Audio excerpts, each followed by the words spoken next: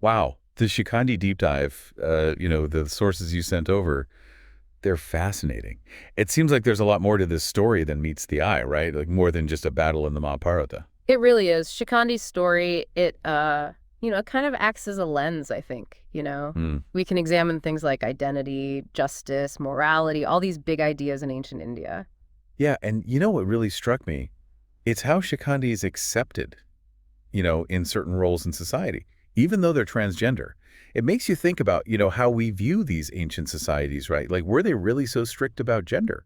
That's a really important point to bring up. Shikhandi's story, it kind of gives us like a more, complex view of gender back then. Sure, they had norms just like we do now, but the fact that Shikhandi could be a warrior and even a ruler, it suggests there was some flexibility there, more than we might think. Definitely.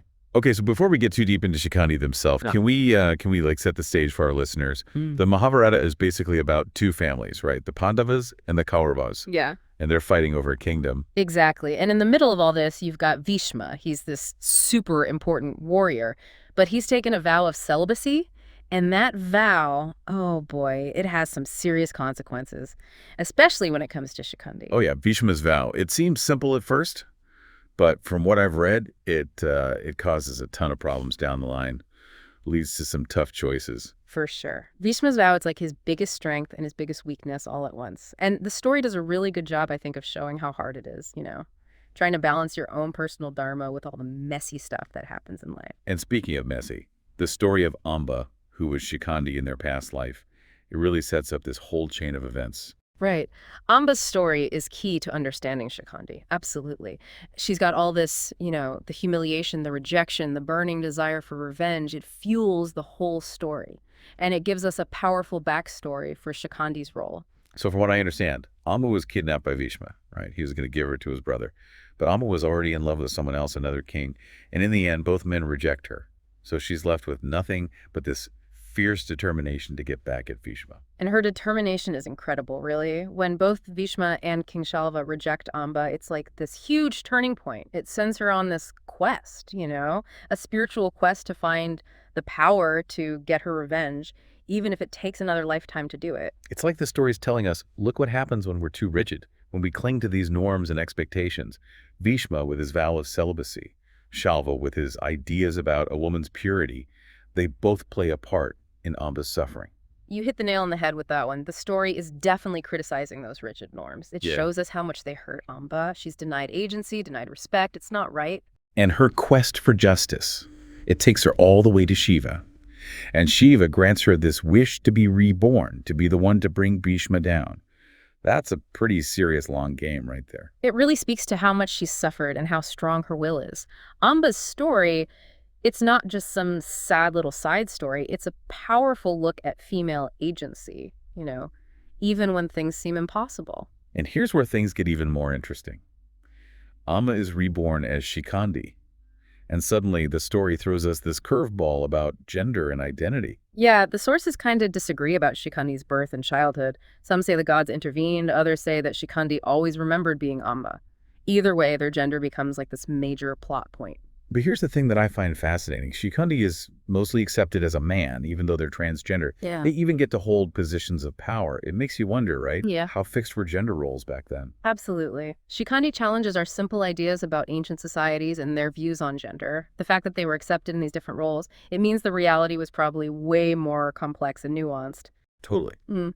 And that acceptance, it plays a huge role in what happens next. The big showdown between the Pandavas and Kauravas, especially with Bhishma and his vow. Right. The Pandavas, they know about Bhishma's vow, and they know about Shikhandi's past life as Amba. So they come up with this plan, and Shikhandi is at the center of it. But doesn't that raise some ethical questions?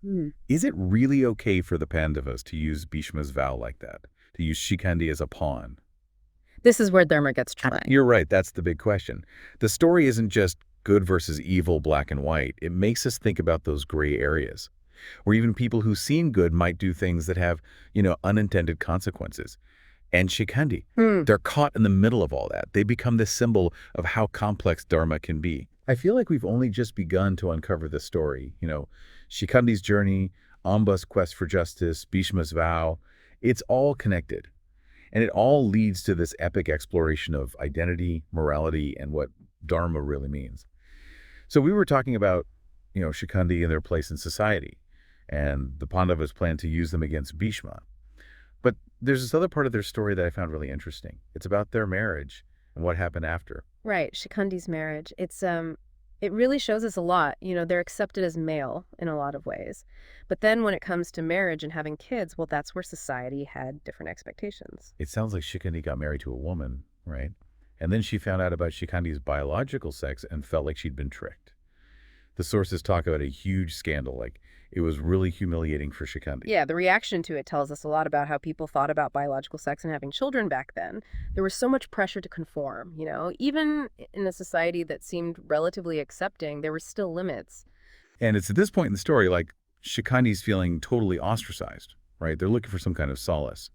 And that's when they run into the Yaksha, this powerful spirit living in the forest. And the Yaksha offers them a pretty wild solution. Yeah, this encounter with the Yaksha is fascinating. It makes you think that even when the gods step in, there's a price to pay. Do the sources say anything about the Yaksha's motives? Why would they do that? Some people think that the Yaksha saw it as a chance to experience life as a human, you know, even if it meant going through hard times. Others think it was like an act of love and understanding, recognizing that Shikhandi really wanted to live authentically. Interesting. So either way, the Yaksha agrees to swap sexes with Shikhandi. So Shikhandi can finally be who they really are. But as you said, there's this burden that comes with it. For sure. The Yaksha gets cursed by their king, Kubera, and they have to stay in Shikhandi's original female form until Shikhandi dies. Yeah, it adds this whole layer of tragedy to the story, doesn't it? It makes us think about the sacrifices involved, not just for Shikhandi, but for anyone who helps them be true to themselves. It reminds me that progress isn't always straightforward, right? Even when people are trying to do good things, there can be consequences that no one expected. Shikhandi's transformation is super personal, but it also affects everything else that's going on, like Amba's vow and the whole cosmic play of Dharma. Exactly. Because now Shikhandi can actually become the man they've always felt they were inside. And by doing that, they can actually fulfill Amba's wish to Shiva. It's like their personal journey is tied to this larger story of revenge and restoring balance in the universe. Which brings us back to the Pandavas and their plan, and whether it was really ethical to use Shikhandi like they did. Knowing Bhishma's vow and Shikhandi's past life, was it really in line with Dharma to exploit that loophole? Even if it meant they'd win the war. It's so tricky, right? Because the story makes us question everything it asks. If you're following your own Dharma, does that make it okay to do things that might seem manipulative or even deceitful? I don't think there's an easy answer there.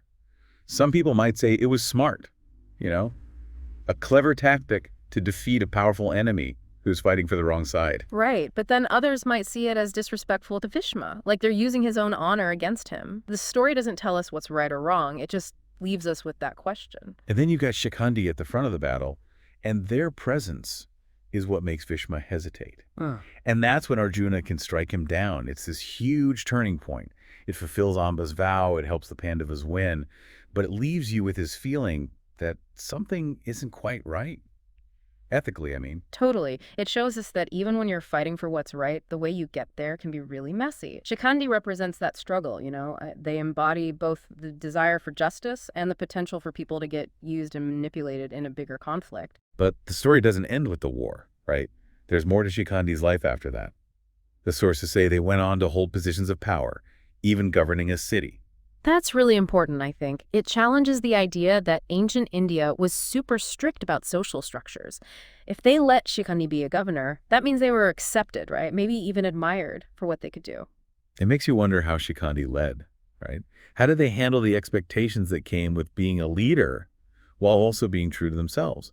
Did their experiences in the war and with the Yaksha change how they ruled? It's hard to say because the sources don't go into detail about Shikhandi's time as a governor, but maybe that's part of why their story is so powerful, I think you're right. It leaves us with all these questions. We can imagine what Shikhandi did, how they might have used their unique experiences to be a good leader. Maybe they even challenged those societal norms from a position of power. It's amazing to think about, all the things Shikhandi went through, the marriage, the war, and they still had this whole life afterward. I know, right? And like you were saying, them being a governor, it really says something. Ancient India may not have been as black and white about gender as we tend to think. Yeah, it makes you question a lot of assumptions, doesn't it? Like, if they were okay with Shikhandi being in charge of a whole city, there had to be some level of acceptance there. Yeah. Maybe even respect for what they could accomplish. Exactly. It raises all these questions about Shikhandi's leadership. How did they balance, the expectations of being a leader with staying true to themselves? Did all those experiences, the war, the yaksha, did they shape how Shikhandi governed? It's too bad the sources don't really give us the details about that part of their life. But then again, maybe that's part of the appeal of Shikhandi's story. Yeah, I see what you mean. It gives us room to think, to imagine how they might have led, how they might have used their unique perspective to make changes. Maybe even challenge those societal norms from a position of power. Thinking about everything we've talked about, it's hard not to see the connections to what's going on today with identity and acceptance and all that. Do you see any parallels? Like, how does this ancient story relate to those issues now? Oh, the parallels are definitely there. Shikandi's struggle to be themselves, facing rejection and all that pressure to conform. It's something that a lot of LGBTQ plus people are going through today, too. Their story reminds us that this fight for recognition and acceptance, it's not new. It's been going on for centuries. And just like Shikhandi's story challenges what we think we know about ancient India, it makes you wonder, are we oversimplifying history in general? Absolutely. Shikandi's journey shows us just how diverse human experience has always been. It encourages us to look beyond the surface, to see the complexity, and acknowledge that the past wasn't so cut and dry. So Shikhandi's story isn't just some ancient legend, right? It's this powerful message about resilience, about people always searching for who they are. Mm. And it shows us how important it is to challenge those societal norms that try to put people in boxes. Right. It's a reminder that identity is fluid. It changes and evolves. And we should be working towards a world where everyone is celebrated for who they are, even if they don't fit into those conventional expectations. Well, as we wrap up our deep dive into Shikhandi's amazing life, I have to say I'm left feeling really inspired and just, I don't know, grateful for stories like this that have survived through time. It really makes you think, doesn't it? What can we learn from Shikhandi about morality, about standing up to those rigid societal norms? What about resilience, acceptance, the pursuit of justice? These are all important questions to consider as we keep exploring what it means to be human, both in the past and the present. I think that's a perfect note to end on. We encourage everyone listening to keep digging into the Mahabharata. It's full of amazing stories, wisdom, and thought-provoking tales that are still relevant today. Thanks for joining us for this deep dive.